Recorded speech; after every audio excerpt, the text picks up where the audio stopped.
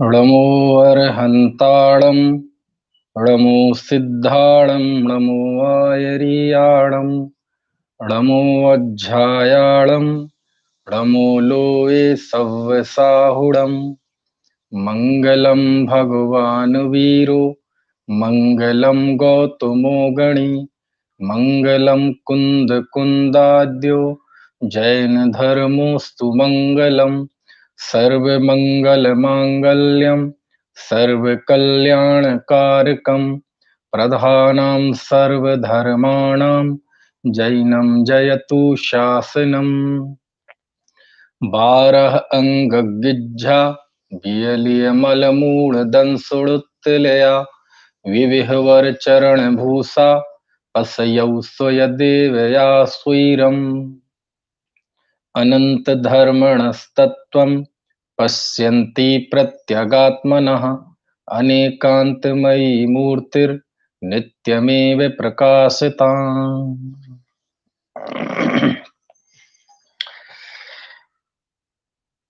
श्रुतावतार विषय पर बात चल रही है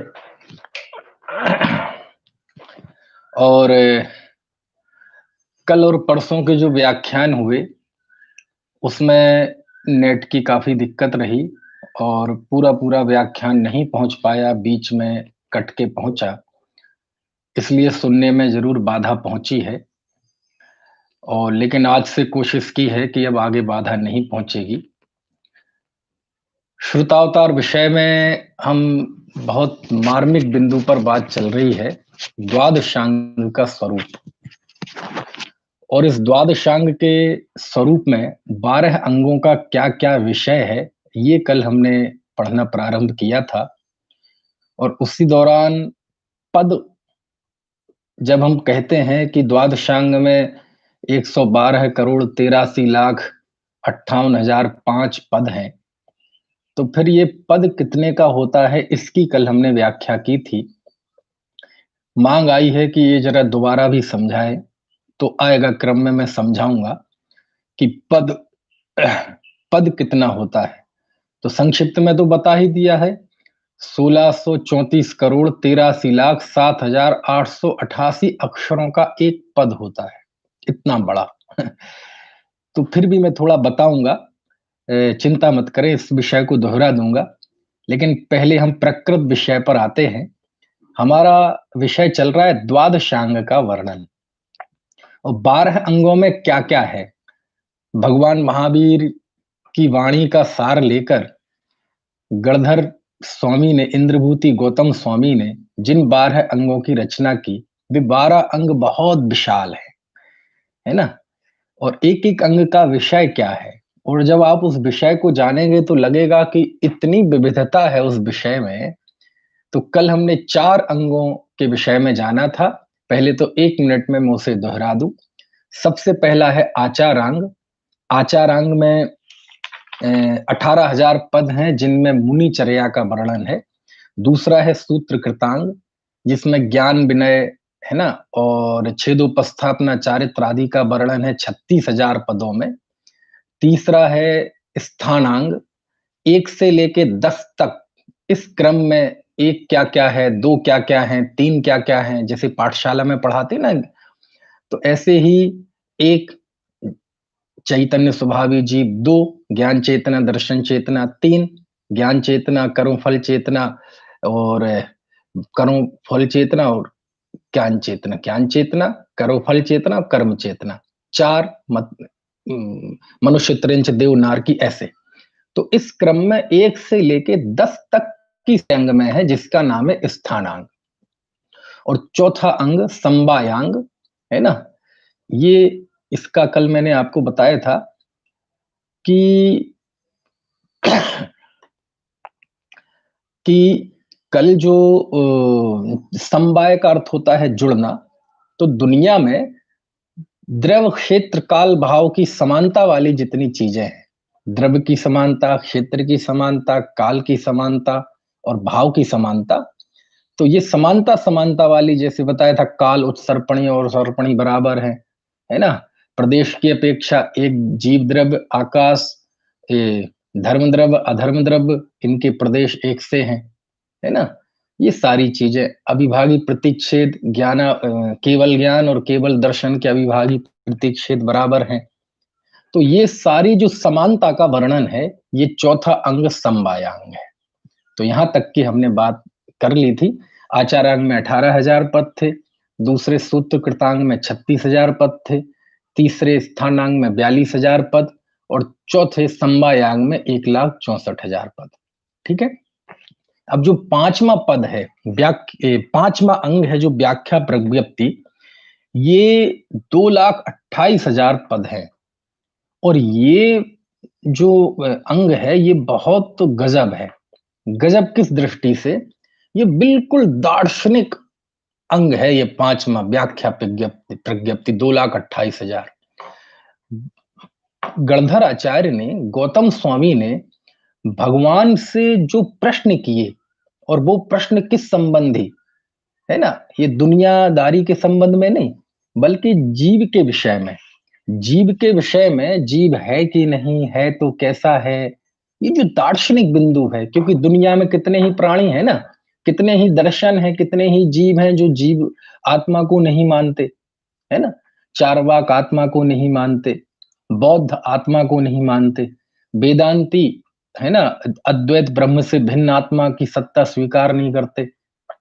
तो दुनिया में ऐसी बहुतेरे दर्शन हैं, वैसी बहुतेरी मान्यताएं हैं कि जो आत्मा को नहीं मानती, जीव को नहीं मानती। और ये पांचवा जो व्याख्या प्रज्ञप्ति अंग है, ये इसी बात के लिए समर्पित है।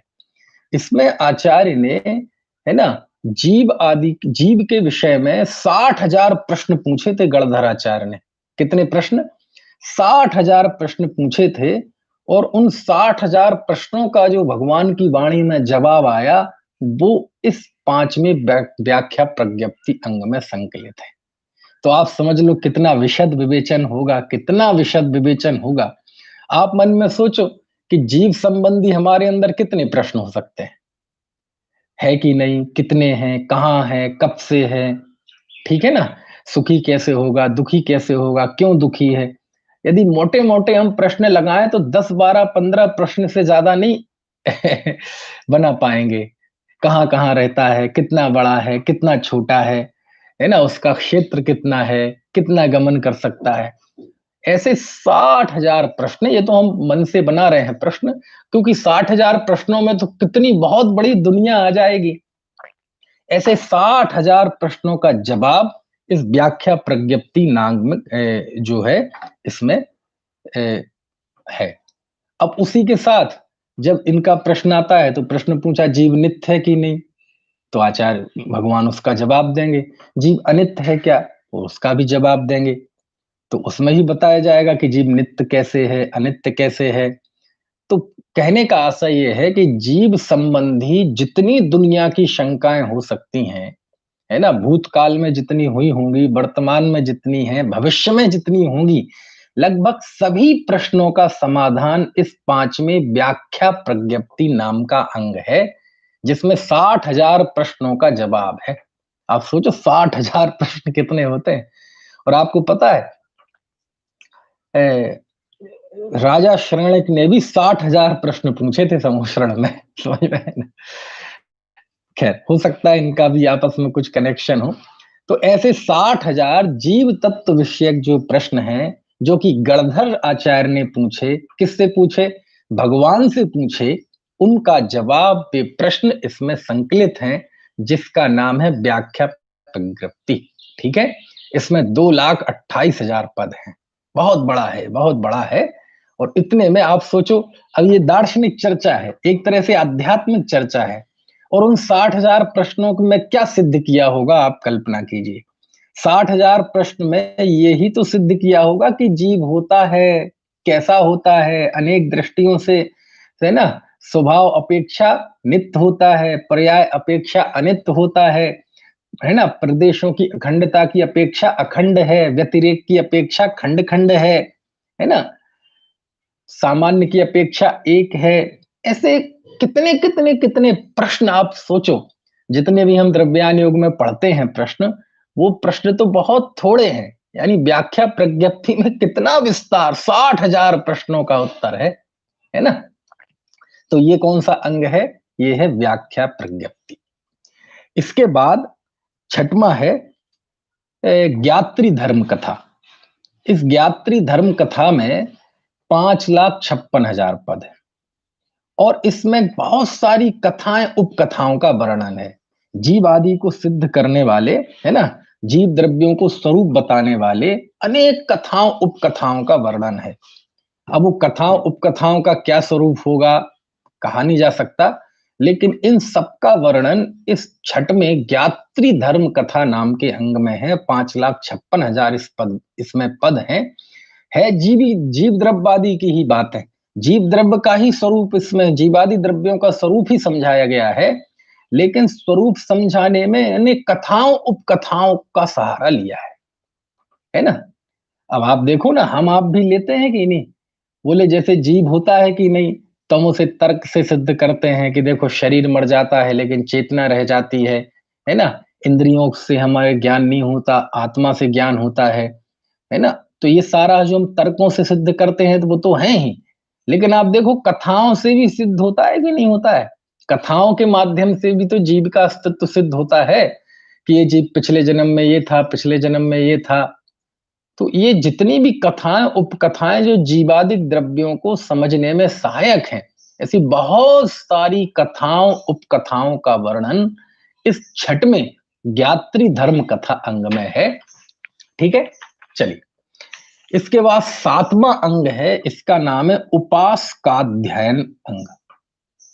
और ये गजब है, ये तो 11,70,000 इसमें पद हैं। और उपासक का अर्थ क्या होता है? इसमें उपासक का अध्ययन किया गया है। ये उपासक कौन होता है? उपासक यानी हम श्रावक जो होते हैं, श्रावकों को कहते हैं उपासक। और इसमें श्रावक धर्म का वर्णन है। अब आप सोच सकते हैं श्रावक धर्म का वर्णन द्वादशांग में है। श्रावक धर्म का वर्णन भी गौतम स्वामी ने द्वादशांग में किया है।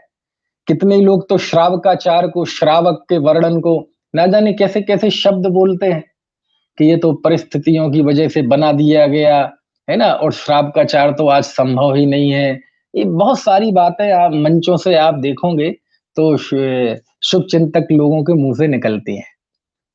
लेकिन यहाँ सातवां जो अंग है पूरा उपास का ध्यान अंग, इसमें पूरे अंग में श्रावकाचार का वर्णन है। और श्रावक के जो 11 पद होते हैं, है ना, दर्शन प्रतिमा, व्रत प्रतिमा आदि 11 प्रतिमाएं सुनी होंगी ना, उन 11 प्रतिमाओं का इसमें वर्णन है। यानी श्रावक का पूरा आचरण, उसकी श्रद्धा, उसका ज्ञान, ये तो है ही, साथ साथ में उसका उठना, उसका बैठना, उसका खान, उसका पान, कैसे आजीविका करे, है ना, कैसे पूजा करे, कैसे दान दे, कैसे मुनियों को दान दे, है ना, कैसे गृहस्थी के बीच में रहे। तो आप देखो 11 प्रतिमाओं का जो स्वरूप हमने आज तक पढ़ा है, समझा है, ये उपास का अध्ययन का अंग है। किसका अंग है? उपास का अध्ययन का अंग है। बताओ आप, मतलब सातवां पूरा एक अंग है और पिछले 6 अंगों में ये बड़ा है। जो आचारांग है जिसमें मुनिचर्या का वर्णन है, उसमें तो केवल 18,000 पद हैं और इसमें 11,70,000 पद है। अब ये बड़ी विचित्र बात है, मुनियों का आचरण बताने वाला अंग, उसमें 18,000 पद है और इसमें 11,70,000 पद है। ऐसा क्यों है? तो उसमें जो मुझे समझ में आया, अपने मन से बता रहा हूं, उल्लेख नहीं है लेकिन उल्लेख जैसा ही है। भाई देखो, वैरायटी, वेरिएशन, विविधता किसके जीवन में होती है ज्यादा? गृहस्थ के जीवन में होती है। गृहस्थ कई तरह के होते हैं, 11 प्रतिमाओं का तो है ही। 11 प्रतिमाओं में भी 11वीं प्रतिमा भी ऐलक भी, क्षुल्लक भी, अर्जिका भी। यानी गृहस्थों के जीवन में जो विविधता पाई जाती है, वेरिएशन पाया जाता है, कई तरह की चीजें पाई जाती हैं, कई तरह के गृहस्थ होते हैं। समझ में आया ना? तो यही कारण है कि उनके आचरण को बताने वाले पद और उसकी व्याख्या भी बढ़ गई। और मुनि तो नग्न दिगंबर भावलिंगी संत होते हैं। समझ में आया? उसमें ऐसी कैटेगरी भी नहीं होती कि जैसे पहली प्रतिमा, दूसरी प्रतिमा वाले ऐसे ही मुनि में कैटेगरी होती हो, है ना? तो उनका सबका आचरण ऐसा ही होता है। 5 महाव्रत युक्त होता है, 5 समिति युक्त होता है, 5 इंद्रिय वजह युक्त होता है, 6 आवश्यक युक्त होता है और 7 शेष गुणों से युक्त होता है। आचार्य हों, उपाध्याय हों, साधु हों, ये मूल गुण तो होते ही हैं। रिद्धिधारी हों, बिना रिद्धिधारी हों, अवधि ज्ञानी मनः पर्याय ज्ञानी धारी हों, अभिन्न दश पूर्वी हों या द्वादशांग के पाठी हों, ये 28 मूल गुण तो उनके होते ही हैं, है ना? तो इसलिए मुनियों का जो चारित्र होता है, ज्ञान में, तपश्चरण में, पद में अनेक तरह की विविधता होने के बावजूद भी उनका एक बेसिक चारित्र होता है, वो तो सबका एक सा होता है। पुलाक हो, बकुश हो, थोड़ा बहुत फर्क है लेकिन होता है। ऐसे ही लेकिन गृहस्थों में ऐसा नहीं है। गृहस्थों में अब उत्तम श्रावक है 11वीं प्रतिमाधारी और पहला श्रावक है दर्शन प्रतिमा वाला। अब दोनों में कितना फर्क है? दर्शन प्रतिमा वाला तो दुकान भी खोलता है ना? और कमाई भी करता है, विवाह भी करता है, अपने बच्चों के विवाह भी कराता है, समाज के कार्य भी करता है, राजनीति के कार्य भी करता है। लेकिन ऊपर जाओ 11वीं प्रतिमाधारी श्रावक, ऐलक, क्षुल्लक, अर्जिका, इनका तो मुनियों जैसा ही जीवन होता है।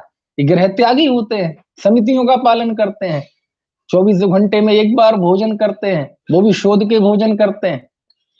तो कहने का आशा यह है कि कितना फर्क है, गृहस्थ वो भी है ना? एक अर्जिका माता जी भी गृहस्थ हैं। गृहस्थ नहीं मतलब गृहस्थ मेरे मुंह से गलत निकल गए हैं, वो भी श्रावक। और एक पहली प्रतिमाधारी भी श्रावक है ना? है? एक महिला अपनी की शादी हो रही हो, हाथ में मेहंदी हो और शादी के सारे उपक्रम कर रही हो, शादी के बाद जो भी उसके कार्य होते हैं वो कर रही हो, है ना? पुरुष भी हो और भोग आदि के कार्य कर रहा हो, तो एक वो भी श्रावक है और एक अलग क्षुल्लक अर्जिका भी श्रावक है, दोनों ही श्रावक हैं। तो कितनी विविधता! लेकिन ऐसी विविधता क्या मुनि जीवन में होती है? तो अब जब विविधता है, वेरिएशन है ना? भांति-भांति के जीव हैं, तो उनका आचरण बताने में भी, है ना, समय लगता है, वक़्त लगता है और उसका कलेवर भी बढ़ जाता है। शायद यही कारण हो कि आचारांग में तो केवल 18,000 पद हैं और इसमें उपासकाध्ययन में 11,70,000 पद हैं। समझ में आया ना? दूसरा ये भी हो सकता है कि मुनि तो बहुत पवित्र होते हैं, कम बात में ज्यादा समझ लेते हैं, लेकिन एक गृहस्थ क्यों, कैसे, क्या जरूरत है, हम तो नहीं कर सकते साहब। समझ में है ना? हम तो नहीं छान सकते, कैसे छाने, जगह जगह कैसे छाने, बाजार जाते हैं, दुकान पे जाते हैं, नौकरी पे जाते हैं, तो कैसे वहां मर्यादा रखें, ऐसे कई प्रश्न होते हैं। क्योंकि गृहस्थ मुनि की अपेक्षा काफी वक्र परिणामी होता है, मुनि सरल परिणामी होते हैं, ये वक्र परिणामी होता है, कुटिल परिणामी होता है, कुतर्क करता है, आशंकाएं करता है। इसलिए इसको समझाने में थोड़ी मेहनत ज्यादा है। यही कारण है कि उपास का अध्ययन में 11,70,000 पद है। समझ में आए ना? तो इसमें सब प्रतिमाएं कैसे धारण करें, उनका कैसे पालन करें, उनका फल क्या है ना? उनकी पात्रता क्या है, पूरी आचरण विधि का वर्णन इस 7वें अंग में है, जिसका नाम है उपास का अध्ययन अंग। वसुनंदी आचार्य का वसुनंदी श्रावकाचार है ना, उसको भी उपास का अध्ययन कहते हैं। तो आप समझ सकते हैं कि जैसे आचारांग का विषय कहीं ना कहीं परंपरा से कुंद कुंद देव को, बट्टकेर स्वामी को, उनको प्राप्त हुआ और उन्होंने आचरण को बताया। ऐसे ये उपास का अध्ययन अंग का भी भले ही पूरा अंग का ज्ञान ना सही, लेकिन गुरु परंपरा से, श्रुति परंपरा से तो चल रहा था ना, तो उसी श्रुति परंपरा से वह सब आचार्यों को मिला होगा। यही कारण है कि कुंद कुंद देव ने भी श्रावक का थोड़ा सा वर्णन किया है, रैणसार ग्रंथ में किया है, ठीक है ना? तो वो कहां से मिला उन्हें? कोई मन से तो लिखा नहीं, तो कहीं ना कहीं आचार्य परंपरा से मिला। उन आचार्यों को कहां से मिला? कहीं ना कहीं श्रुत केवलियों की परंपरा से मिला। श्रुत केवलियों को कहां से मिला? अपने पूर्व पूर्व श्रुत केवली से मिला, है ना? तो ऐसे तो कुंद देव ने भी रहणसार में श्रावक के चरण आचरण का वर्णन किया है। उसके बाद श्रावक के आचरण का जो विशिष्ट वर्णन किया वो समंत भद्र स्वामी ने किया रत्नकर्ण श्राप का 4 ग्रंथ लिख के। तो उन्हें भी कहीं ना कहीं परंपरा से, श्रुति परंपरा से ही सही इनका ज्ञान प्राप्त हुआ। कहने का आशय ये है कि श्राव का 4 ये भी द्वादशांग में वर्णित है। हम सबका आचरण, हमारा सुबह उठने से लेकर रात्रि के सोने तक का, सप्ताह के 7 दिन, महीने के 30 दिन, साल के 365 दिन का वर्णन, इस श्राव का 4 का वर्णन इस अंग में है। इसलिए इसे अप्रासंगिक कह के अथवा आज की परिस्थिति में हो नहीं सकता ऐसा कह के, और ये तो शास्त्रों में प्रेरणा के लिए लिख दिया, ऐसा ऐसा कहना मतलब ये उपास का अध्ययन का तिरस्कार करना है। यानी द्वादशांग का तिरस्कार करना है, गौतम स्वामी का तिरस्कार करना है, महावीर का तिरस्कार करना है, आदिनाथ का तिरस्कार करना है, पूरे महापुरुषों का और जिन धर्म का तिरस्कार करने वाली है ये बातें। श्राव का 4 भी हमारा द्वादशांग का अंश है, ये मैं बताना चाहता हूं। ठीक है, चलिए। इसके बाद 8वां अंग है अंतःकृत दशांग। कौन सा है? अंतःकृत दशांग। इसमें 23,28,000 पद हैं और इसमें क्या वर्णन है? अब देखिए, बहुत ये सब चीजें रोमांच पैदा करने वाली है। अंतःकृत दशांग में आपको पता, अंतःकृत केवलियों के नाम सुने होंगे आपने, जिन जीवों पर उपसर्ग चल रहा था, दारुण उपसर्ग हो रहा था, और उपसर्ग के काल में जिन्हें केवल ज्ञान की प्राप्ति हो गई, वो कहलाते हैं अंतःकृत केवली। उपसर्ग के काल में जिन्हें केवल ज्ञान की प्राप्ति हो गई, समझ में आया ना? तो वो कहलाते हैं अंतःकृत केवली। तो इस अंग में, 8वें अंग में, अंतःकृत दशांग में इन्हीं केवलियों का वर्णन है। 24 तीर्थंकरों के काल में, एक एक के काल में 10-10 अंतःकृत केवलियों का वर्णन इसमें है। यानी आदिनाथ के काल में हुए 10, अजितनाथ भगवान के काल में हुए 10, इस तरह 24 तीर्थंकरों के मिला दिए जाए तो 240 अंतःकृत केवलियों का चित्रण इसमें है। भगवान महावीर के काल के जो 10 अंतःकृत केवली हैं, उनका तो आचार्य अकलंक देव ने राजवार्तिक में नाम भी दिया है, क्योंकि शायद मैंने आपको कल बताया था कि जो द्वादशांग का वर्णन जो है, ये पूरा वर्णन पहली बार यदि किसी में मिलता है तो आचार्य अकलंक देव के राजवार्तिक में मिलता है 8वीं शताब्दी में। ठीक है ना? उसके बाद तो फिर धवला में लिखा, धवला में भी काफी विस्तार से है, हरिवंश पुराण में भी है, फिर तो वो पूरी परंपरा चल निकली। आपको यदि सरलता से पढ़ना हो तो रत्नकर्ण श्राप का 4 में जो भाषा बचनिका है ना पंडित सदाशिवदास जी की, उसमें भावना अधिकार और उसमें 16 कारण भावनाओं के प्रसंग में जो बहुश्रुत भक्ति भावना है, कल मैंने बताया दिया था प्रवचन वात्सल्य भावना, उसमें परंपरा का तो वर्णन है लेकिन इसका नहीं है। तो बहुश्रुत भक्ति भावना में इसका वर्णन है, वहां से आप देख सकते हैं। ये ग्रंथ लगभग प्राय सब घरों में होता है।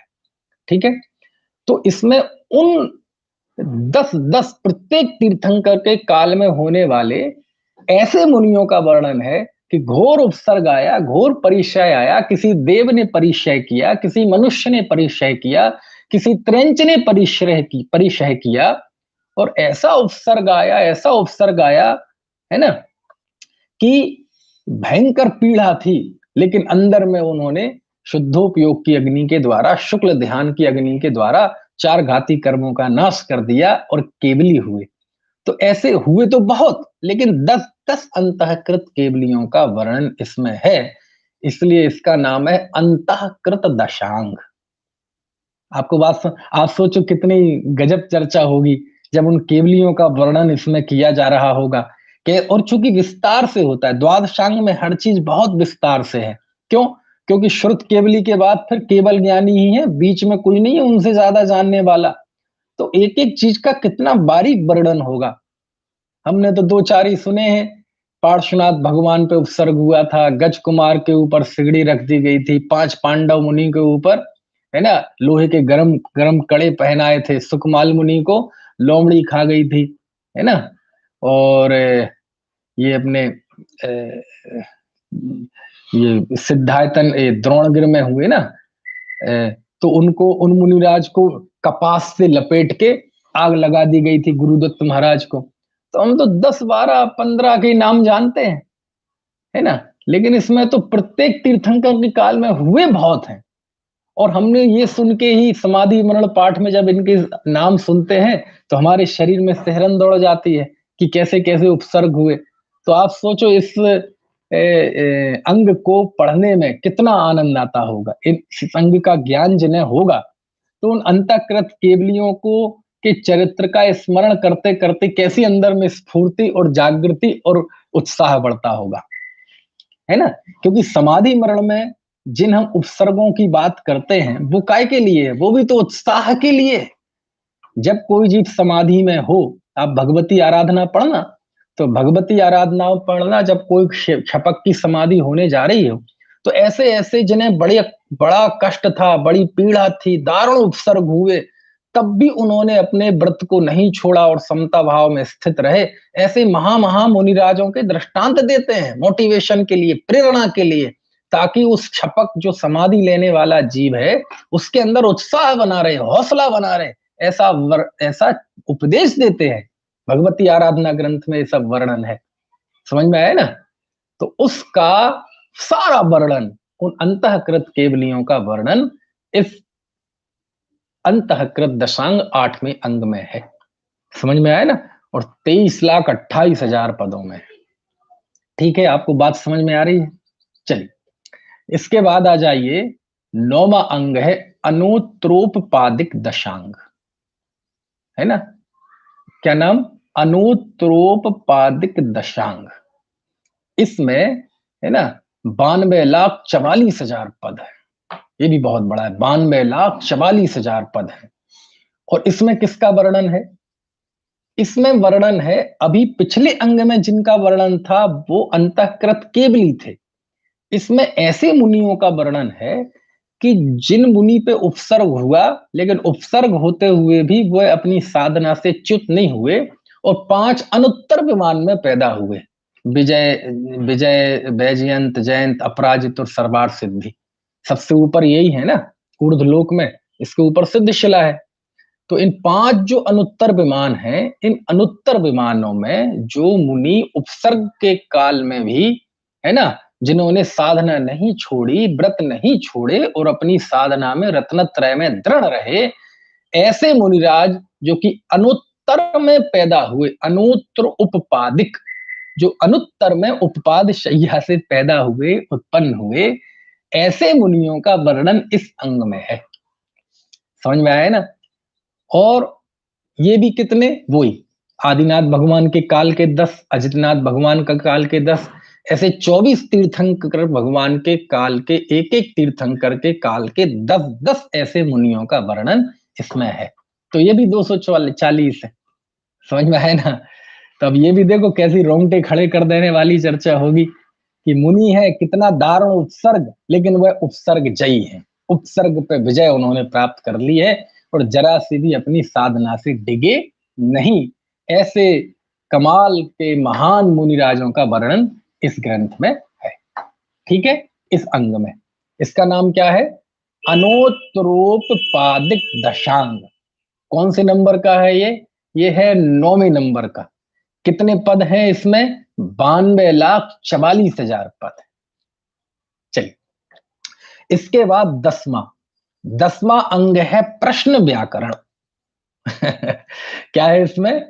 इसका नाम है प्रश्न व्याकरण और इसमें है 93,16,000 पद। और इसका वर्णन बहुत बहुत रोचक है, बहुत रोचक है। अभी तक जो पिछले 2 अंग थे जिसमें उपसर्गजयी केवलियों का, उपसर्गजयी अनुत्तरपादिक मुनियों का वर्णन था, वो तो पुरुषार्थ प्रेरक था ही, लेकिन ये प्रश्न व्याकरण का विषय भी बड़ा रोचक है। इसका नाम ही है प्रश्न व्याकरण। इसमें प्रश्न है। इसमें क्या है? इसमें प्रश्न है। किस चीज के प्रश्न है? तो इसमें ये समझ लीजिए आप, जीवन, मरण, हर्ष, विषाद, सुख, दुख, हानि, लाभ और इनका भूतकाल, वर्तमान काल, भविष्य काल, इन संबंधी प्रश्न इसमें है। आप सोचो, दुनिया में हम जाते हैं अज्ञान से प्रेरित होकर, है ना, और मूर्खतावश ना जाने किन किन बाबाओं के पास जाते हैं और उनसे कहते हैं कि साहब मेरे जीवन में बहुत कष्ट है, ये है वो है, तो वो बताएंगे तुम्हारा ये खराब है, वो खराब है, बुध शुक्र खराब है।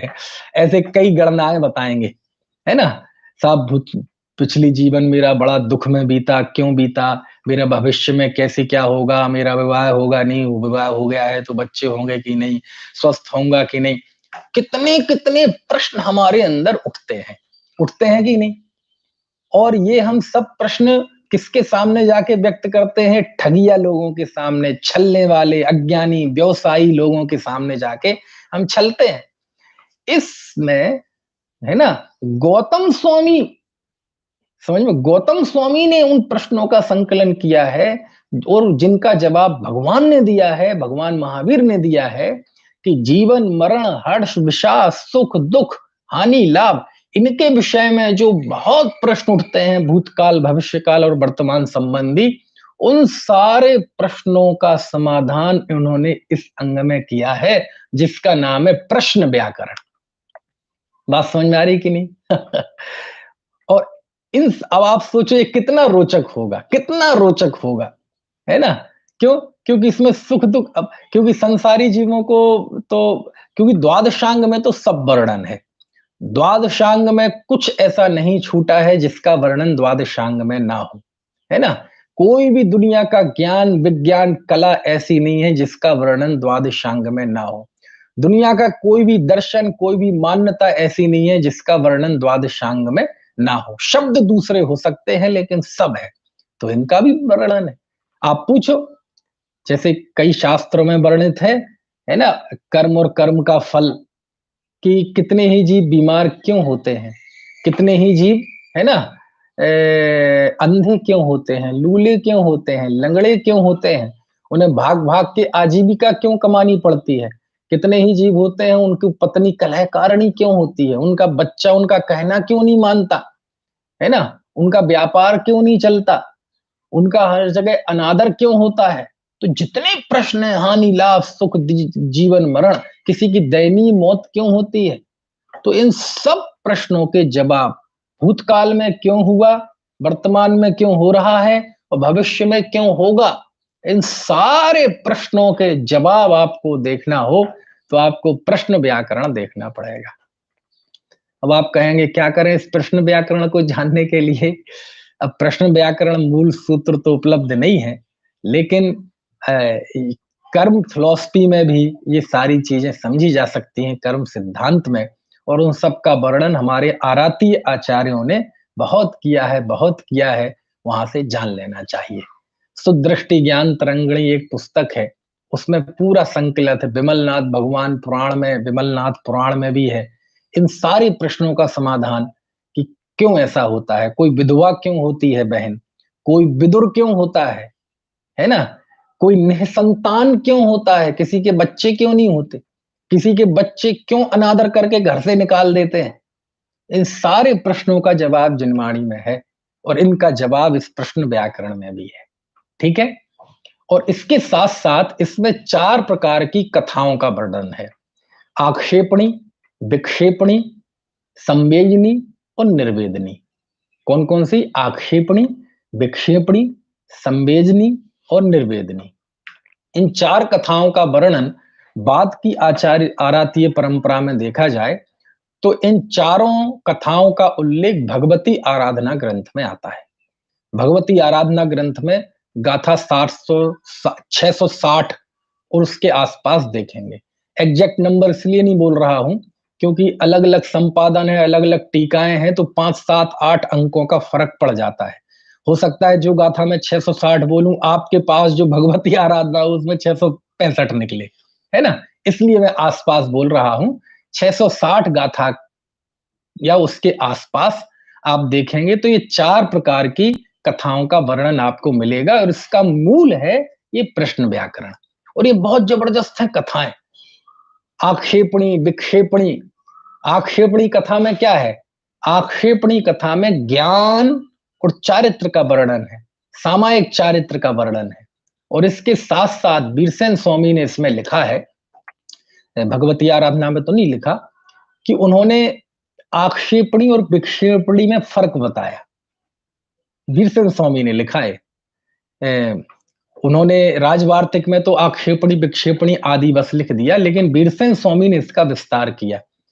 आक्षेपणी से मतलब ये है कि जहां पर मत का खंडन किया जाए, पर मत की बातों का खंडन करते हुए अपने स्वमत की स्थापना की जाए। सम्यक दर्शन ज्ञान चारित्र जीवादि छह तत्व, ये जीवादि छह द्रव्य, जीवादि सात तत्व, नौ पदार्थ, जब परमत का खंडन करते हुए अपनी इन सिद्धांतों को स्थापित किया जाए, तो ये कथा कहलाती है आक्षेपणी कथा।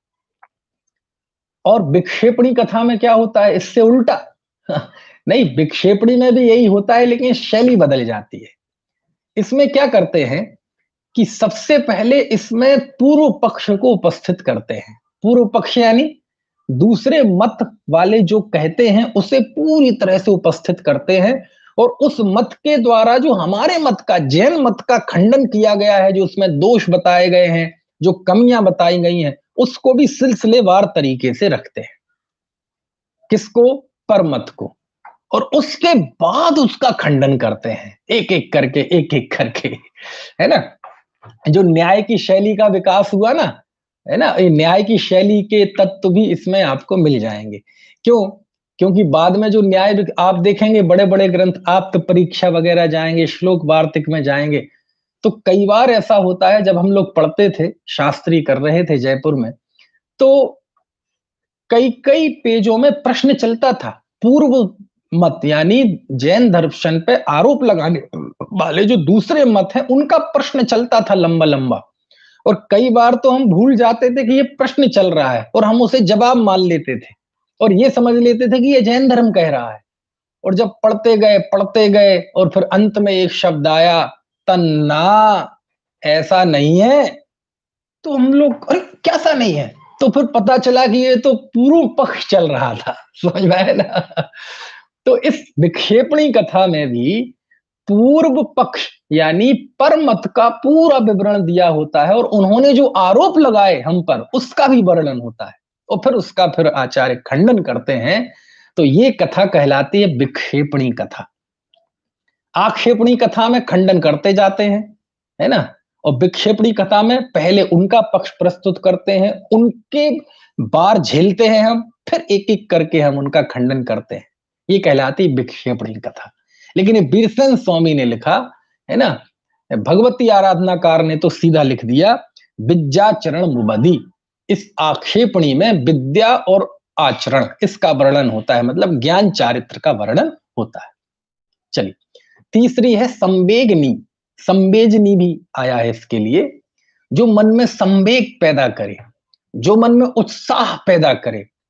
तो इसमें जो धर्म का फल है, धर्म का फल जब कोई जीव आराधना करता है, रत्नत्रय की आराधना करता है, तो उसके फल में उससे जो मोक्ष मिलता है वो तो है ही, लेकिन साथ में जो पुण्य बनता है उसके फल में वह चक्रवर्ती होता है, रिद्धियां प्रकट होती हैं, नारायण होता है, प्रतिनारायण होता है, बलभद्र होता है, कामदेव होता है। यानी आराधना के साथ बनने वाला जो पुण्य है, उस पुण्य के फल में लोक में कैसे कैसे बड़े पद प्राप्त होते हैं, कैसी कैसी रिद्धियां प्राप्त होती हैं, है ना। तीर्थंकर, तीर्थंकर भी तो पुण्य के ही फल में बनते हैं। पुण्य के फल से मतलब पुण्य रूपी फल जब प्रकट होता है, समझ में, क्योंकि 16 कारण भावनाओं से तीर्थंकर प्रकृति बनती है, और वो 16 कारण भावनाएं पुण्य रूप है ना। तो लेकिन वो पुण्य आत्माराधना के साथ बनने वाला पुण्य है। तो तीर्थंकर का जो तीर्थंकरत्व है, जो उनका ग्लैमर है, वह पुण्य का फल है, और जो उनका अरहंतपना है, अनंत चतुष्टय, वो उनकी आत्माराधना का फल है। तो कहते हैं कि देखो, साधना का फल ये होता है, तीर्थंकर बनते हैं, 6 महीने गर्भ के पहले ही रत्न बरसते हैं, रिद्धियां प्रकट होती हैं, ऐसी ऐसी रिद्धियां प्रकट होती हैं, इतनी बड़ी बड़ी रिद्धियां, है ना, गजब की रिद्धियां, 64 रिद्धियों का वर्णन भी हो सकता है शायद इसमें हो, है ना। तो ये कथा कहलाती है संवेगनी कथा। संवेगनी मतलब जिसको सुनकर उत्साह आ जाए जीवन में, है ना? धर्म में उत्साह आ जाए, मन में आनंद की उमंग, मन में उम्मीदें जाग जाएँ, ऐसी कथा कहलाती है संवेगनी कथा। समझ में आए ना? और ये जो स्थितिकरण अंग होता है, तो स्थितिकरण अंग में हम यही तो कहते हैं, है ना? क्या करते हैं कि कोई धर्म से च्युत हो रहा हो तो उसे उत्साह दिलाते हैं, और उत्साह काहे से दिलाओगे? ऐसे ही तो दिलाओगे। तो ये संवेगनी कथा, ठीक है? आक्षेपणी, विक्षेपणी, संवेगनी और चौथी है निर्वेगनी, है ना? है संवेदनी में पुण्य का फल और इसमें पाप का फल। इसमें संसार, शरीर, भोग, इन ये दुख रूप हैं, दुख के कारण हैं, जीवन बर्बाद कर देने वाले हैं। जब संसार, शरीर, भोगों में रहते हैं तो इसका फल नरक है, अंततः निगोद पहुंच जाते हैं। कैसी दयनीय अवस्था हो जाती है। तो संसार, शरीर, भोग की नश्वरता का, इनकी दुख रूपता का वर्णन जिसमें होता है, और जिससे हमें इससे निर्वेद पैदा होता है, वैराग्य पैदा होता है, तो ऐसी कथा को कहते हैं निर्वेदनी कथा। कौन सी कथा? निर्वेदनी। तो आक्षेपणी, विक्षेपणी, संवेदनी और निर्वेदनी, इन चारों कथाओं का वर्णन भी इस प्रश्न व्याकरण में है। ठीक है? कितना बढ़िया है। आप देखो द्वादशांग का स्वरूप, है ना? अब मैं आपसे पूछता हूं कि द्वादशांग का स्वरूप ये थोड़ा सा रोमांच पैदा करता है कि नहीं? मन में जिज्ञासा पैदा करता है कि नहीं? द्वादशांग में ये सब वर्णन है। अरे अभी तो क्या है, अभी तो आपने कुछ सुना ही नहीं है। अभी आने तो दो दृष्टिवाद, आने तो दो 14 पूर्व, उसमें तो ऐसा ऐसा वर्णन है, ऐसी ऐसी चीजों का वर्णन है कि आपके रोंगटे खड़े हो जाएंगे। आप कल्पना नहीं कर सकते, ऐसे ऐसी चीजों का भी वर्णन इस द्वादशांग में है। तंत्र, मंत्र, सामुद्रिक, ज्योतिष, सब वर्णन। कोई भी ज्ञान विज्ञान ऐसा नहीं है जिसका वर्णन द्वादशांग में ना हो, लेकिन वो आएगी चर्चा। ठीक है? तो प्रश्न व्याकरण में क्या क्या है? जीवन, मरण, हानि, लाभ, सुख, दुख, हर्ष, विषाद संबंधी जो भूत, भविष्य, वर्तमान संबंधी जो प्रश्न है, उन प्रश्नों के जवाब इसमें है। और इसके साथ साथ आक्षेपणी, विक्षेपणी, संवेदनी और निर्वेदनी, इन चार प्रकार की कथाओं का वर्णन इसमें है। आक्षेपणी मतलब परमत का खंडन करते हुए अपने जीवादि द्रव्यों आदि की स्थापना। विक्षेपण यानी पहले पूर्व पक्ष पर मत को प्रस्तुत करना, उसके द्वारा जो आरोप लगाए स्वमत पे उसको, फिर उसका खंडन। संवेदनी धर्म के साथ लगने वाला जो पुण्य का फल है, उसमें जो दुनिया में वृद्धि आदि प्रकट होती हैं, उनका वर्णन जिससे उत्साह आ जाए। और निर्वेदनी संसार, शरीर, भोगों की दुख रूपता का वर्णन, पाप का फल का वर्णन, जिससे हमें संसार से वैराग्य आए और धर्म के प्रति उत्साह बढ़े। तो ये चार प्रकार की कथाओं का वर्णन है। तो ये कौन सा अंग बता रहा हूं मैं? ये 10वां अंग है प्रश्न व्याकरण। कितने पद हैं इसमें? इसमें 93,16,000 पद है। ठीक है? बात समझ में आ रही है कि नहीं? बहुत बढ़िया है। जैसे आप थोड़ा सा पढ़ा करें, है ना? थोड़ी सी, ऐसा नहीं कि मैंने बोला और आपने सुन लिया, थोड़ा सा पढ़ने की भी कोशिश किया करें। जैसे मैं जहां जहां देता हूं ना, ज्यादा नहीं, अष्टपाहुड़ का दूसरा पाहुड़, सुत्त पाहुड़ की दूसरी गाथा में भी ये सब पंडित जयचंद जी छावड़ा ने दिया है, वहां से पढ़े, थोड़ा सा पढ़ने की आदत डालें। अब बताओ, इतना विशाल वर्णन, है ना? है 93,16,000 पदों में वर्णन है इसका, और एक पद का गणित तो मैंने बताया था आपको, बताया था कि नहीं? कितना बड़ा होता है एक पद। तो जब इतना द्वादशांग में था, और इसका एक बूंद बराबर भी आज मौजूद नहीं है। मान लीजिए आप कोई तालाब में जाएं और तालाब में एक उंगली डालें, और उंगली डालेंगे तो उसमें पानी की कुछ अंश आ जाएगा ना, बूंद का भी कुछ हिस्सा उंगली में लगा रह जाएगा। आज जितना उपलब्ध हमारे पास शास्त्र हैं, जितने जिनवाणी, ये इतनी भी नहीं है द्वादशांग में से, और हमें तो वो ही बहुत लगती है। तो द्वादशांग के एक बूंद बराबर भी आज जो है वो नहीं है, और वही हमें बहुत लगती है, उसी की पढ़ने की प्रेरणा देते हैं। तो लोग कहते हैं तो पंडिताई है साहब, पंडिताई है, क्या पढ़ना, अपने प्रयोजनभूत दो चार बातें पढ़ लो, वो पढ़ लो, है ना? ज्यादा ज्यादा शास्त्रों में नहीं उलझना, वाह, अखबार में उलझना, पत्र पत्रिकाओं में उलझना, गोरख धंधों में उलझना, राजनीति में उलझना, चौबीसों घंटे राज कथा, चोर कथा, भोज कथा, स्त्री कथा, इसमें विकथाओं में करना, टीवी देखना, फेसबुक चलाना, व्हाट्सएप चलाना, पूरा उपयोग चौबीसों घंटे, है ना, बर्बाद करना, इसका सत्यानाश करना, अपने पवित्र उपयोग का खून करना। और जब जिनवाणी पढ़ने की बात आती है तो कहते हैं अब इसे ज्यादा पढ़ना नहीं चाहिए, ज्यादा विस्तार से क्या क्या क्या फायदा होने वाला है, ये तो सब पंडिताई की बातें हैं। अरे भैया ये पंडिताई नहीं है, ज्ञान की आराधना बहुत उत्कृष्ट कार्य है। यदि ये पंडिताई होती तो गौतम स्वामी ने पंडिताई की है द्वादशांग की रचना करके। क्या कहना चाहते हैं आप? द्वादशांग की रचना करके गौतम स्वामी ने पंडिताई की है। क्या क्या कह रहे हैं हम? श्रुत केवलियों ने 12 अंगों का ज्ञान किया, पंडिताई की है। क्या कह रहे हैं हम? कुंद कुंद देव ने 84 पहाड़ लिखे, पंडिताई की है। क्या कह रहे हैं हम? कुछ पता ही नहीं है। हमारे शब्द प्रयोग में कितना अनादर होता है जिनागम का। भूतबली पुष्पदंत देव ने 36,000 ये प्रमाण षटखंडागम लिखा, पंडिताई की है। वीरसेन स्वामी ने 72,000 श्लोक प्रमाण टीका लिखी, धवला, पंडिताई की है ये। समंतभद्र स्वामी ने कितने महान महान ग्रंथों की रचना की, 84,000 श्लोक प्रमाण गंधहस्ती महाभाष्य लिखा था, 48,000 श्लोक प्रमाण षटखंडागम की भी टीका लिखी थी, यद्यपि दोनों उपलब्ध नहीं है। उन्होंने इतने बड़े बड़े स्तोत्र लिखे, है ना, और रत्नकण श्राप का चार वगैरह लिखी, ये सब पंडिताई है तुम्हारी दृष्टि से? कैसी बात करते हो, समझ में नहीं आता। तिलोय पंडितीकार यति वृषभ आचार्य ने कितनी श्रुत की सेवा की, ये सब पंडिताई है। क्या कह रहे हैं हम? योगेंदु देव ने पंडिताई की है। सिद्धांत चक्रवर्ती नेमी चंद्र आचार्य ने कितने शास्त्रों की रचना की, ये सब पंडिताई की है। अरे हम बहुत लंबी लिस्ट है, मैं वहां नहीं जाना चाहता। कहने का आशा ये है भैया, ये पंडिताई नहीं है। अपनी शक्ति के अनुसार जिनवाणी के अध्ययन में आपका जितना समय बीतता है वो धन है, और जितने पल जिनवाणी से अलग हमारे जाते हैं वो बर्बाद होते हैं। एक एक पल धन्य है, जो पल जिनवाणी के सेवन में जाता है, सूत्रों के सेवन में जाता है, शास्त्र की आराधना में निकलता है। इसलिए इस चीज को ऐसे ऐसे मत कहा करें पंडिताई नहीं है। दरअसल होता क्या है कि कई बार ये होता है कि कई वक्ता ऐसे होते हैं, हम में से उन्हें ज्यादा शास्त्रों का अध्ययन है नहीं, ज्यादा भाषा व्याकरण न्याय वगैरह कुछ आता नहीं है, लेकिन शैली अच्छी है, भाषा अच्छी है, तो पब्लिक को बहुत अच्छा लगता है। मोटी मोटी बातें वो पल्लव ग्राहिता वो करके समझा दी, आनंद आता है। तो वो कहते हैं मैं, मुझे ज्यादा शास्त्र नहीं आता, मैं शास्त्री वगैरह नहीं हूं, मुझे कोई भाषा आशा का ज्ञान नहीं है।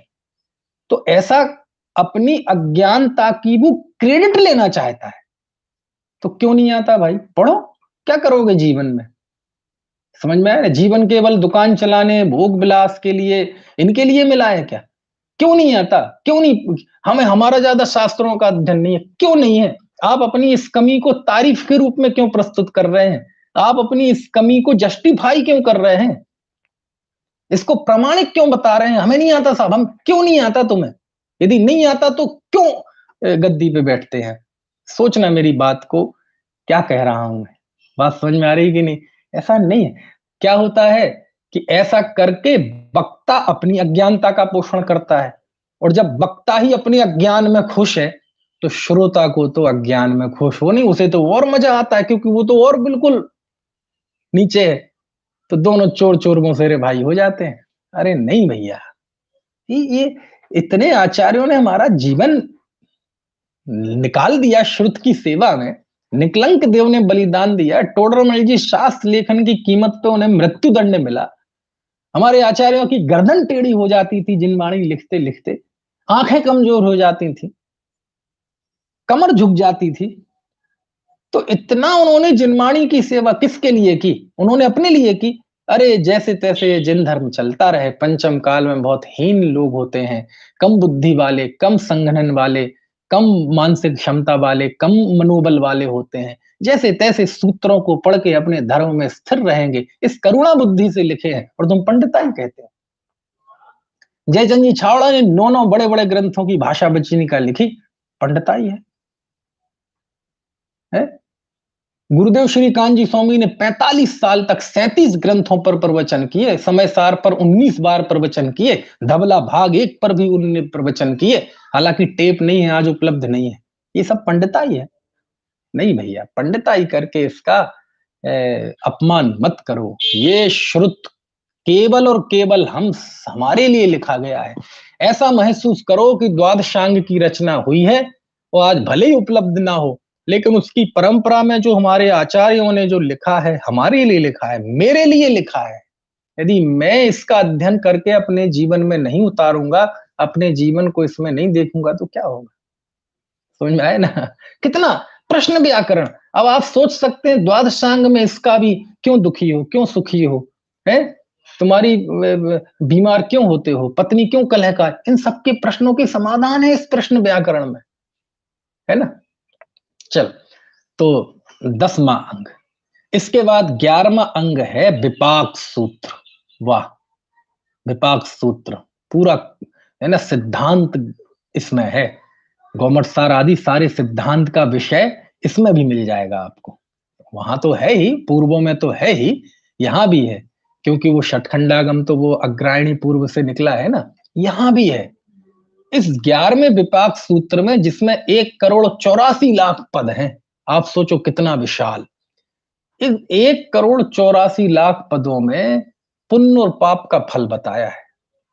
किसका फल? पुण्य और पाप का फल, सुकृत और दुष्कृत का फल, है ना? और हरिवंश पुराण में इसके लिए भी लिखा कि ज्ञानावरण आदि कर्मों का फल इसमें बताया है। क्योंकि विपाक किसे कहते हैं?